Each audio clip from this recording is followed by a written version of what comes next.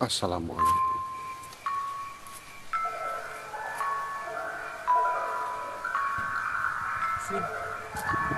Ini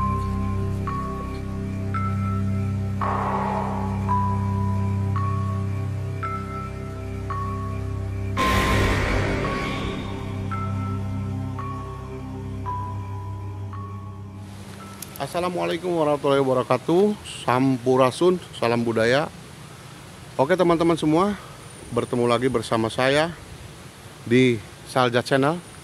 Sekarang saya berada di suatu tempat untuk menemui salah seorang pakar spiritual yang bernama Kang Aba katanya.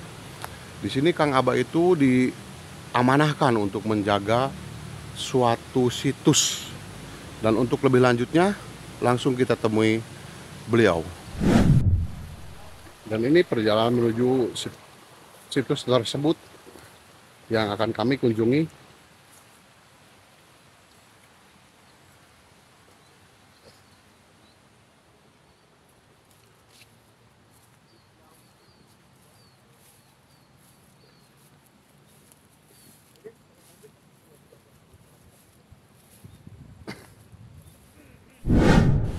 Ini petilasan tersebut, dan untuk lebih jelasnya kita akan ngobrol-ngobrol dulu bersama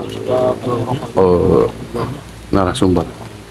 Kita lanjut, kita lihat. Oke teman-teman, alhamdulillah kita telah bersama dengan narasumber yang beliau tinggal di Patilasan.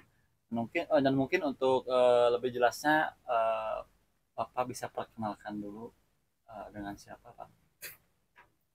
Ya, sebelumnya Assalamualaikum warahmatullahi wabarakatuh. Sampurasun, salam budaya untuk semuanya. Salam silaturahmi, salam rahayu untuk semuanya. Semoga kita semua sing tetap dapatkan ridho sang rahmat Gusti Allah Ta'ala. Amin. Dari lahir sampai mati. Nama saya asal dari Indramayu.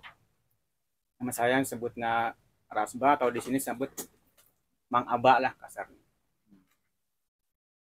Dari Indramayu ke sini ya tanpa disengaja, mungkin sudah ketentuan dari para sesepuh atau para leluhur, satu jalur garis kehidupan saya seperti ini.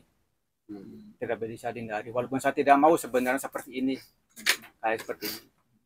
Saya maunya jadi orang yang wajar, biasa, dan tidak terlalu berlebihan.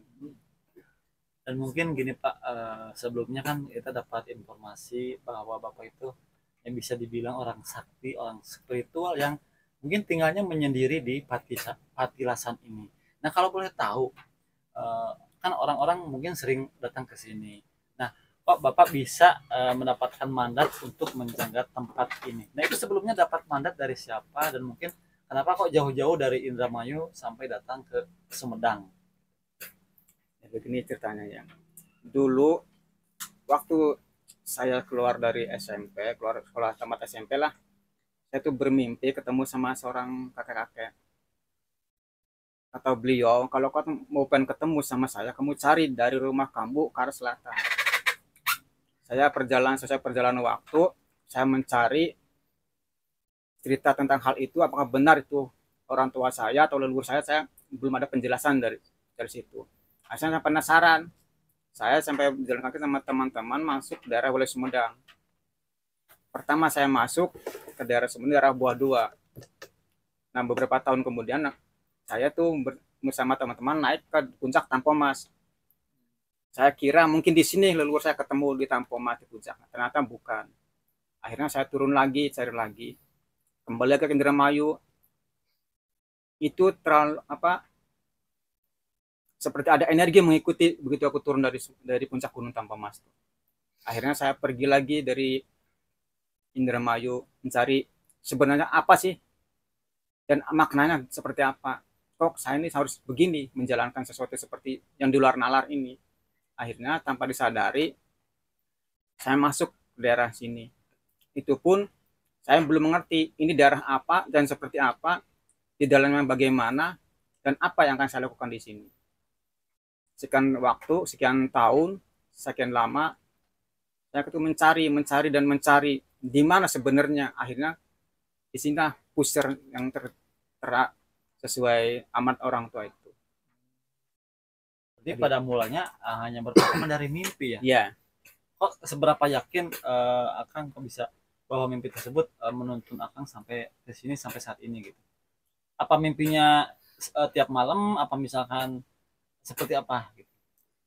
Karena mimpinya itu memang satu kali, tapi siap tanya ke seseorang tidak ada yang menjawab sekali sama sekali. Akhirnya saya cari sendiri seperti apa sih kebenaran dari arti mimpi itu.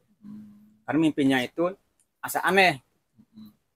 Di dalam mimpi itu si kakek itu memegang satu keris yang berwarna putih bergagang naga. Begitu dicabut keris itu, semua orang yang hadir di situ semua pada kena sirap tidur semua.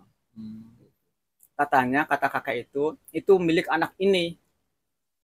Kalau kamu mau pengen ketemu sama orang ini, kamu lari jalan dari rumah ke arah selatan. Dari Indramayu kan ke sini ke selatan jalur. Itu jalur cerita. Jadi saya bukan orang sakti, bukan orang pintar. Hanya sekedar menjalankan perintah orang tua untuk menjalani hidup apa adanya. Dan tidak boleh berlebihan. Nah itu dari Indramayu berarti jalan kaki atau pakai kendaraan kesininya? Yang pertama kan jalan kaki. Itu satu hari satu malam sampai di sini. Karena saya belum tahu jalan seperti apa, jalurnya kemana. Yang saya mengikuti sampai mana kekuatan fisik kita. Akhirnya sampai daerah Buah Dua. Ya, dan konon katanya banyak tamu yang berdatangan kepada Mas, itu boleh diceritakan seperti minta apa gitu, pengobatan atau bagaimana? Ya, pertanyaan saya pertama saya jujur nggak ngerti sama sekali masalah hal-hal kayak gitu. Cuman sekali datang saya nggak melayani, nggak enak. 2 kali datang saya ragu. 3 kali saya kasihan sama dia. Sebenarnya bisa apa sebenarnya saya ini? Cuman karena orang itu terus menerus merengek, kasarnya meminta bantuan dari saya, terpaksa saya menjalankan apa yang dia minta. Cuman diantara awalnya itu sekedar pengobatan. Jujur sama sekali aku belum pernah belajar pengobatan apapun, dari manapun, dari siapapun. Semua terjadi secara alam. Berarti itu orang taunya Akang di sini bisa mengobati dari mana? Sedangkan Akang sendiri kan tidak bisa mengobati katanya. Iya. Tapi kan sampai saat ini begitu ramainya orang-orang datang ke sini untuk pengobatan dan hal lain-lain seperti itu. Iya. Ya bukan kebanyakan, adanya tuh awalnya dari mimpi dia sendiri. Kamu cari orang ini seperti ini, ciri-cirinya ada daerah situ. Menurut impian orang itu. Ternyata dia penasaran cari di lokasi itu daerah mana. Akhirnya masuk ke daerah sini, nanya sama orang-orang. Kalau orang yang seperti itu bukan orang daerah pribumi situ, memang ada di situ. Hanya dia menemui saja. Padahal saya nggak tahu maksudnya apa. Karena saya kan jujur, saya itu cuma seorang peternak. Tukang ngarit lah kasarnya. Jadi nggak ada kemampuan dan nggak ada kelebihan. Berarti yang berobat ke sini juga berawal dari mimpi juga. Ya. Tapi kok nyambung ya gitu ya? Kayak Ya, satu server gitu. Itulah anehnya. Kok saya ini seperti ini? Mereka kok percaya sama saya? Padahal saya bisa apa sih? Saya nggak belajar, tapi kok garis hidup saya seperti ini? Nah, dari sekian tamu yang datang, ada nggak yang misalkan minta yang aneh-aneh, misalkan minta kekayaan, misal minta apa gitu? Pesugihan lah Ya. intinya ke situ. Kalau ke sana mungkin terlalu jauh. Nah, kita mungkin nyerempetnya kan kebanyakan kalau orang sekarang pusing-pusing gitu ya, pengen cepat kaya, cepat dapat uang. Itu ada nggak yang seperti itu? Ada, memang ada yang kayak itu. Ada kemarin tuh dari orang Subang yang terakhir itu. Duaan. Dia di rumah nekat, rasanya mau mencari pemujaan daerah Sumedang. Ada yang ngasih tahu dari Subangnya, cari orang di situ, nanti dia akan menuntun kamu ke arah pesugihan itu. Begitu sampai sama saya tanya dulu, kamu dapat informasi dari mana kayak gini? Dari orang, katanya dia sudah sukses. Sekarang gini saja, kamu datang ke sini mencari itu, memang kamu siap resikonya? Resikonya bukan sepele. Sekarang yang pertama kamu mau siapa yang mau kamu kasarnya dikorbankan. Apakah anak kamu, apakah istri kamu, itu pasti metodenya kayak gitu. Hal-hal gaib itu. Nggak mungkin yang instan tidak ada risiko. Jadi akhirnya saya luruskan supaya kamu lebih barokah. Jangan ini yang kamu ambil jalurnya. Jalur ini. Asalnya jalur putih, asal kamu insya Allah kamu benar-benar menjalankan apa yang disyariatkan oleh agama. Dan Gusti Allah meridhoi, insya Allah kamu akan ketemu sama apa yang kamu cari. Asal kamu benar yakin dengan apa yang kamu lakukan. Jangan jalur yang menyimpang seperti ini, risikonya lebih berat. Dan lagi pula saya ini bukan jalur hal ke situ. Kalau orang lain silakan, saya emang nggak mau kayak gitu. Itu bertentangan dengan jalur naluri saya. Dan tugas saya di sini itu bukan untuk menjerumuskan orang, tapi meluruskan mana yang baik, mana yang buruk. Itu jalur saya. Nah, Kang, awal mulanya Kang bisa datang ke sini itu berarti ada petunjuk lagi berarti Kang. Ya. Dan berapa lama Kang menetap di sini kalau boleh tahu? Saya masuk daerah sini tahun 95. Waktu itu zaman Pak Soeharto mengadakan pesantren kilat pertama. Saya masuk daerah sini, saya nggak tahu maksudnya seperti apa, awalnya seperti apa. Yang jelas saya membantu anak-anak pesantren kilat di sekolahan itu, di SMP. Dari situ loh interaksi itu mulai ada. Tapi saya nggak peduli hal itu. Tapi yang pertama sekali pengalaman saya ketemu, saya melihat anak kesurupan itu seperti apa. Akhirnya pertama ketemu sekalian. Sama kesurupan, saya bingung, ini kesurupan seperti apa. Saya lagi kesana mijit seorang anggota TU, ada anak yang kesurupan. Saya dipanggil, orang lain semua sudah pada bingung. Sudah 1 jam nggak bisa sadar anak itu. Saya nggak bisa apa-apa, tapi mereka tetap memaksa. Ya sudah, kalau nggak memang memaksa dan bersama saya nggak akan minta apa-apa. Saya cuma pengen ketemu sama anaknya. Akhirnya saya dibawa ke situ. Begitu saya pegang, situ anak itu nggak bisa berdaya apa-apa, tidur nggak bisa sadar, langsung beringas bangun. Nah di situ saya baru kaget, kok kayak gini reaksinya. Mungkin ada energi dari Akang langsung, mungkin ya. Dengan saya tidak merasa mengeluarkan energi. Saya cuma memegang tangannya seperti apa, bener enggak sih energinya orang kesurupan seperti apa, apakah energi ini besar kesurupan seperti apa, saya belum tahu. Baru pertama kali itu saya merasakan. Akhirnya saya tidak saya melakukan suatu bahasa rasa. Kalau kamu memang benar yang baik. Mohon maaf, itu kembali ke pertanyaan awal yang orang-orang yang datang ke sini, yang tadi tuh yang minta kekayaan ke sini. Ya. Kan akan lurusinnya kan? Iya. Nah itu berhasil nggak kan? Alhamdulillah mereka sadar dan menjalankan apa yang saya kasih tahu syariatnya. Kasarnya untuk sholat 5 waktunya silakan jalankan, dan ini untuk pekerjaan ritual wiridnya saya kasih tahu. Dan berhasil. Ya, insya Allah, alhamdulillah. Nah, kalau untuk kita untuk menyenggol tempat ini kan akan udah lama di sini. Berarti setiap tamu itu wiridnya di sini atau gimana? Kalau misalkan nyangkutnya ke tempat ini. Jadi kalau ke sini kan yang memang di atas itu. Oh, jadi maksudnya supaya energi alam tempat itu sama pribadi kita menyatu. Ada getaran, ada penyatuan. Antara energi alam, energi bumi, sama energi kita pribadi. Jadi kita satukan melalui satu tawasul, doa, di situ berzikir sekuatnya, semampunya, berapa jam, berapa waktu silakan. Tapi satu patokannya yang ikhlas kita zikir. Jangan mengharapkan sesuatu dari tempat itu. Dan sebetulnya ini petilasan apa kalau boleh tahu Kang? Ya kalau menurut orang-orang daerah sini kan sebenarnya memang saya tuh nggak tahu secara jelasnya ya. Ini petilasan Gunung Hariang. Nah, kebetulan yang di sini itu yang katanya menurut orang-orang tua di sini itu Mbah Guriang, maka disebut Gunung Hariang. Tadi yang saya lihat pas pertama saya ke sini itu banyak sekali sesajen dan ada 5 telur atau 4 tadi. Nah, maksud sesajen dan telur tersebut itu dijadikan maksudnya untuk meminta togel kah atau ilmu kah atau bagaimana kan? Jadi mungkin ya diluruskan ya. Jadi klarifikasi gitu ya. Jadi memang orang-orang daerah sini itu kalau mau ke sana menuju Jarau atau Nyakar sini itu memang ada yang bawa kelapa dugan sama telur, itu ada kelapa sama telurnya, kadang sama sirih gitu. Nah itu maksudnya kalau menurut saya pribadi ya, kita jauh-jauh dari rumah main ke seseorang itu kan harus membawa oleh-oleh. Silaturahmi itu sekedar cindera mata atau hadiah. Itu menurut pribadi saya, bukan menunjukkan sesuatu persembahan, tapi satu bentuk penghormatan para sesepuh. Untuk para leluhur mungkin Ya, begitu ya Kang. untuk para leluhur. Jadi bukan untuk basaning demit. Mm-mm. Kalau prinsip mereka tujuannya lain, itu hak mereka.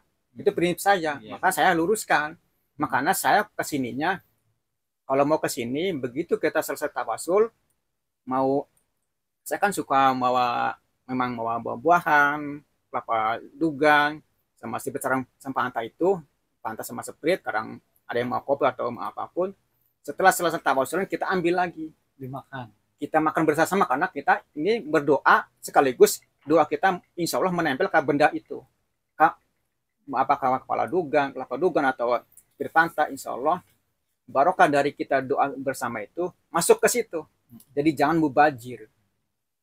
Biarlah intisarinya orang tua, orang pas sepuh yang mengambil, tapi secara syariat lahirnya itu Kita bagian yang masih makan hidup. begitu ya Kang. Anak cucu yang masih hidup. Kita yang makan.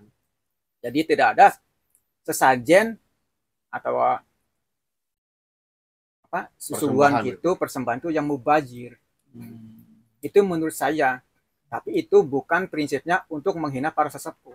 Karena kita tuh di sini itu bertawasul, bukan untuk meminta. Istilah nama menghadiahi orang para Iya. leluhur kita yang sudah tiada, mungkin bisa bilang begitu ya. Iya. Jadi kita itu melakukan penghormatan di situ. Di antara cuma kan sebagian orang kan prinsip kan lain. Enggak ke situ. Salah. Jadi hal yang negatifnya pasti dibesar-besarkan. Kalau kita kan enggak, kita anggap semua itu seimbang, positif dan negatif. Tergantung kita yang menjalankan, yang kita mau apa. Tapi usahakan insya Allah kalau bisa siapapun yang pergi ke satu tempat yang dikeramatkan atau disucikan oleh orang-orang, berusahalah jangan seperti itu. Gusti Allah itu maha tahu apa yang kita minta. Cuman kita bertawasul di sini itu kita munajat meminjam tempat.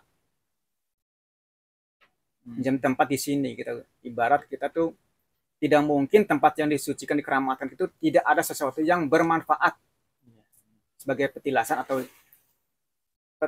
tinggalan untuk anak cucunya yang ke depan. Jadi saya pinjam tempat ini untuk bertawasul munajat melalui perantara para sesepuh aromahnya. Masalah dijabah atau tidak itu terserah keyakinan kita. Gusti Allah cuma meridhoi apa yang kita inginkan, baik buruknya. Nah Kang, kalau boleh tahu ini yang kebanyakan orang-orang yang kesini permintanya seperti apa sih, misalkan pengobatan seperti apa dan mintanya juga yang umum-umum seperti apa gitu. Jadi kan biasanya kan kalau udah ada tayang seperti ini kadang penonton juga bisa nanyain, Bang itu apa saja sih, misalkan apakah akan bisa mengobati apa, terus bisa mensyariatkan seperti apa, kalau boleh disebutkan gitu. Yang umumnya kan memang salah satunya kan diantarkan guna-guna. Diantara itu yang paling berat. Karena kan setiap guna-guna itu ada tingkatannya. Tingkat 1, tingkat 2 semua terus akan berlanjut. Ibarat anak sekolah tuh TK dulu, SD terus sampai kuliahan, sampai tingkat profesor. Jadi semua ilmu sama tingkat-tingkat energi kayak gitu tuh berbeda. Berbeda kemampuan, berbeda tingkatan, berbeda energi, berbeda hasil dari efek dari energi itu. Sudah Kang, terima kasih dan mungkin nanti kita akan lanjut di video kedua. Katanya akan mempunyai 2 pasang pusaka yang akan dapatkan dari pantai selatan ya, berupa ular tapi berubah jadi keris. Bukan dari pantai selatan. Dari mana Kang? Itu dari Indramayu, warisan orang tua saya. Ya mungkin nanti kita bahas di konten kedua. Semoga akangnya tetap sehat ya Kang ya, dan tetap komitmen membantu orang-orang yang membutuhkan. Kita pamit undur diri, kita lanjut di video kedua. Assalamualaikum warahmatullahi wabarakatuh.